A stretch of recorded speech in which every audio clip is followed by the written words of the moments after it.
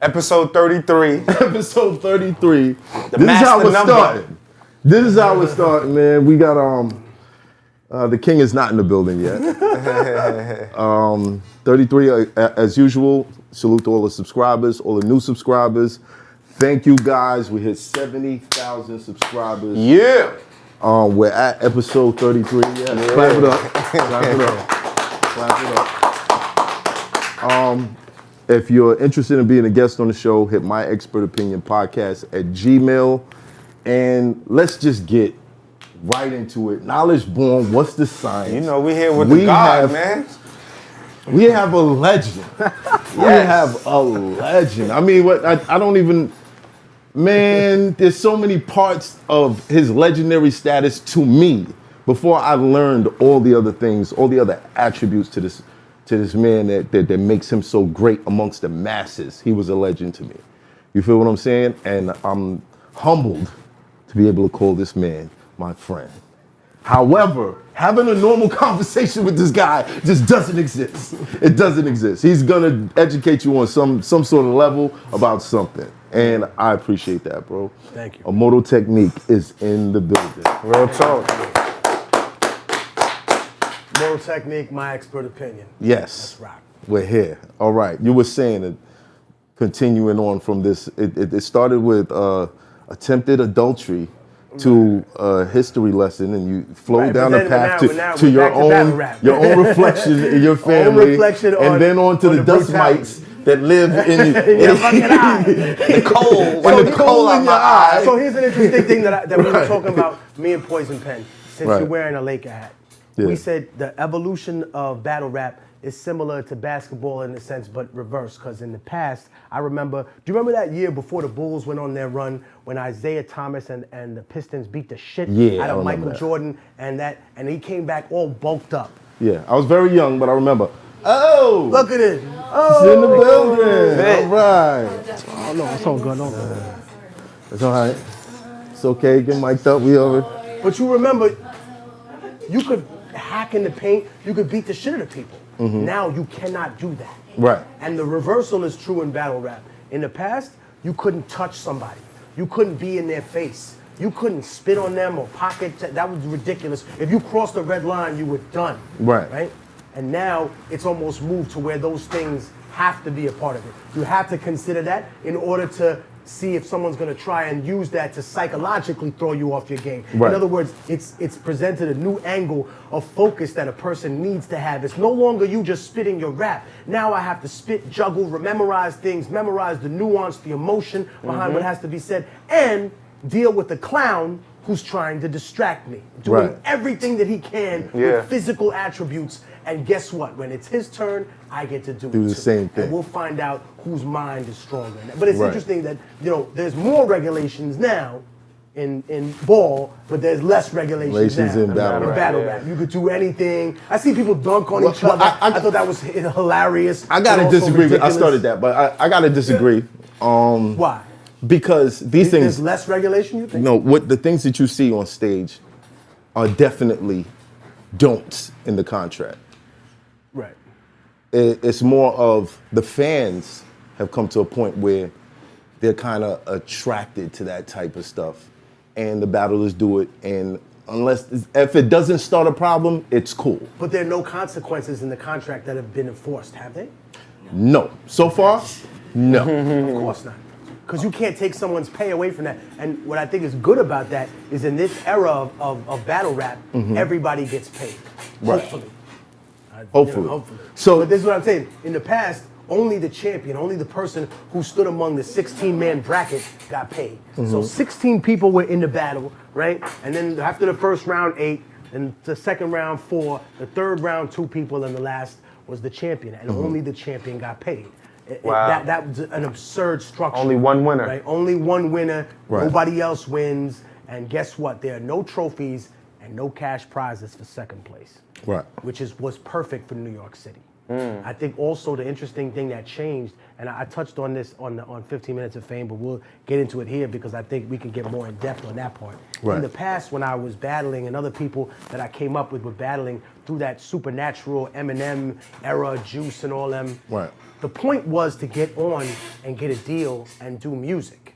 And now the point is to take your creativeness and do anything with it. Right. And I'm not mad at that. It's just that people aren't tailoring it to go into a recording contract. It could be comedy, it could be writing, it could be, like the Wild and Out stuff. I think that's great that they're expanding that into a certain place. I just think the one thing that I see that I like, and I hope that continues, is that people still hold the culture dear to them, even though they're not doing exactly that. In other words, right. We're not hip. We're not doing hip hop cereal, right? Right. That's not happening. Play these games with me. I don't think so. They're hip hop chips though. They're pretty good. The Fabulous ones, Fabulous ones are pretty good. Them, so I don't know. Yeah, but they're okay. Now you mentioned when you were battling. Long time ago. Can you tell us what that was like? I played the part of Professor in your hardest semester. All right, you quote line in case you didn't know. Yeah, I'm just taking it back to those days. It was literally you would go somewhere and show up, and that's what it was. Right. It wasn't hey, my manager is gonna call your manager. Then they'll call Smack or ARP and they'll book up a price. Right. And then we'll fight. Nah, nigga, I'm gonna show up on your block. If you're not there, I'll harass the people on your block. I'll tell them that you're scared of me. Right. And then when you show up, we'll start battling off the top of the head. Right. And that'll be it. And I think while that was cool for satisfying a person's ego, right. when you're freestyling, you're not gonna get nearly the same amount of bars that you will when a person is actually thinking and crafting, which is why I told people when they asked me, would you ever come back to battle rap? I said, listen, if a person who's even a legend didn't study and take some warm-up fights, anyone could get washed by a middling person, right? Anyone could get washed by a middle tier, even a low tier person that everyone thinks has that type of skill because you're working in a different format now, right. which is why I always say, and when I see people come back, we talked about the soul this thing, when I see people come back, I always tell them, please take a warm-up fight. Don't just jump back in a la Keith Thurman and right. you saw what, you know what I mean? I try to warn them. You gotta take a warm-up fight, or at least be on the block and have people Yeah. attack you from left and right. Okay, get in the danger room. Yeah. Right. But don't go from your fucking 14-hour shift job to think that you can hop back in the thing. It's not the same thing. The fastest swimmer in the world, that's great. You don't know how to play water polo, my dude. Yes, you can get up and down the court faster than anybody else, Jackie Joyner Kersey, but you cannot play basketball. Right. So what are you doing? You're gonna run down there and shoot a fucking air ball. Whereas another person is gonna make it slightly slower than you, but have the skill to phase three people and dunk. That's what I'm saying. And I think it's because if you talk about it and look at it that way, since there's no gatekeeper in hip hop, why would there be one in battle rap? You know what I mean? So anyone can just decide that they're gonna become part of it now, and now they're seen as legitimate or equatable with everybody else who's in the culture. Because essentially what you have to do is get a good writer to write for someone. Right. And whereas ghostwriting is acceptable, now no one cares or who the fuck cares if he wrote the song? Is it hot? That's what people ask. Yeah. And the same thing is probably happening in battle rap now.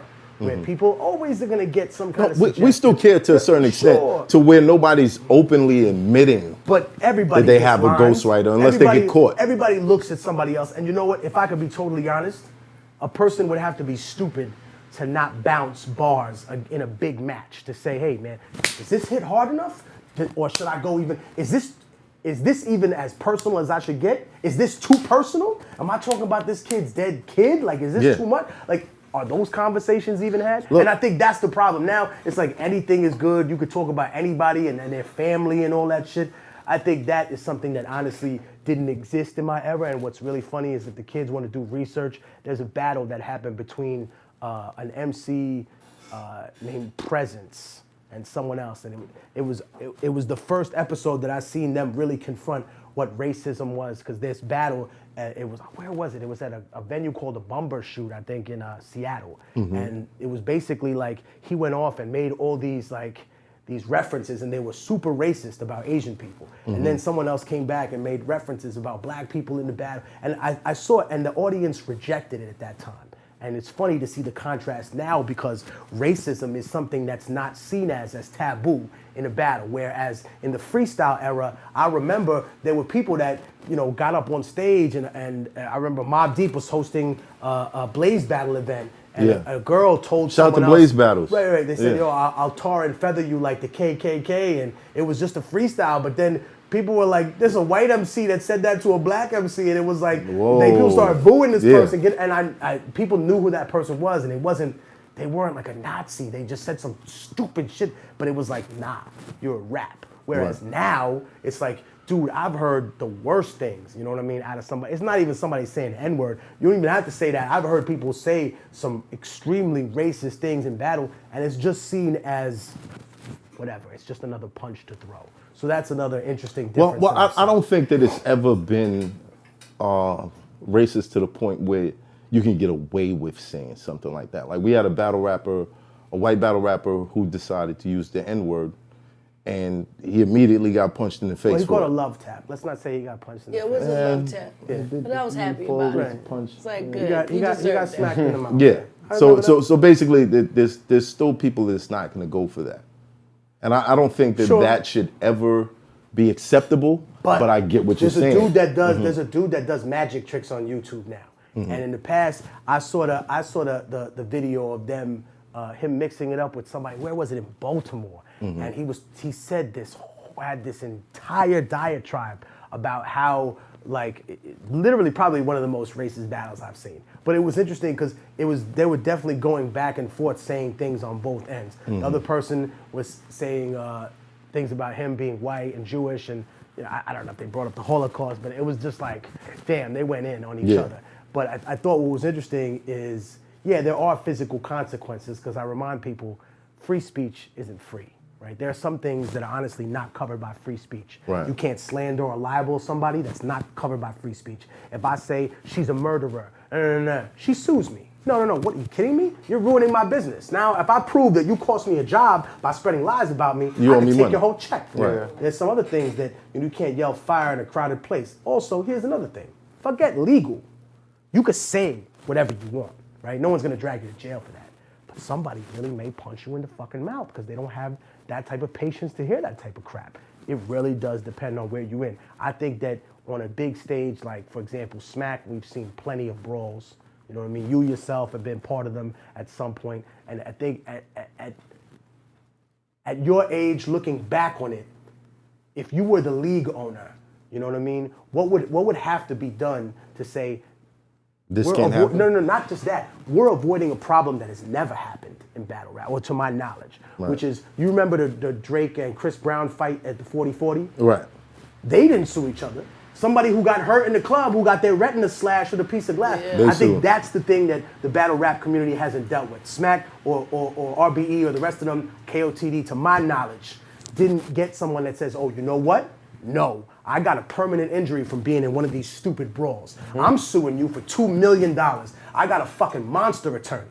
Fuck this. That's the thing that's really probably gonna wake people up. And I hope it doesn't get to that. But I'm saying, you as a person who's been in the mix for that, what's the solution to, what is, in other words, it answers Swave Sever's question too. What is the restore order move from a person who's been personally involved on all ends of this and been in the mix? I think that there is no resolution to something like that. Well, not resolution, but there's no preemptive trying to figure out how to make this not happen. Because just like any other sport, and we do look at battle rap as a sport now, tensions get high, people's emotions are involved. Okay. Like, that's like saying, what are we gonna do? Somebody two-piece this basketball player. Right. How do we stop this? You can't stop it to because stop humans fights are involved. But there are consequences. There are for touching a player. consequences, Remember we right. talked about how the league I got banned in the 90s. Remember how we talked about how the league was in the 90s? You could hack in the paint, no fouls. Now, flagrant. You're out the fucking game. Right. So I get it. You're right, those. But one other thing that I thought about now that we're just talking about it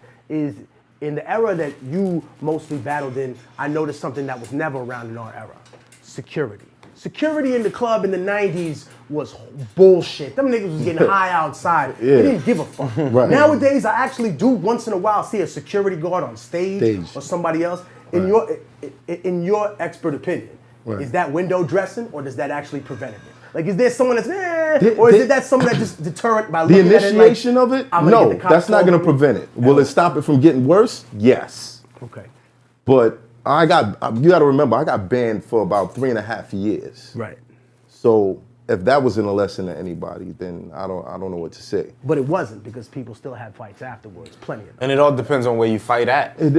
But all these situations are around specific key elements that make you say, well, yeah, this was gonna happen. If we look at the Murder Mook situation, okay, his mother just passed, opening bars, your mother's bitch. Okay, emotionally, he kept it together. But he didn't do anything until the person He didn't do touched anything, him. right. So now you compound that with, now I'm touching you while you're rapping. Which is supposed gonna to be happen. okay anyway. No, it's not supposed to. No, in the pocket taps and all that? That's No. not supposed to be If okay? I'm rapping, Oh, okay. He grabbed why his are you neck or touching something, me? Yeah, like he's bumping him and doing stuff to him. Like, that's not supposed to happen. Yeah, it's some crossing the line stuff that I happens. feel like the only way to all the stop time. it is to tap their to take from their pay. That's it.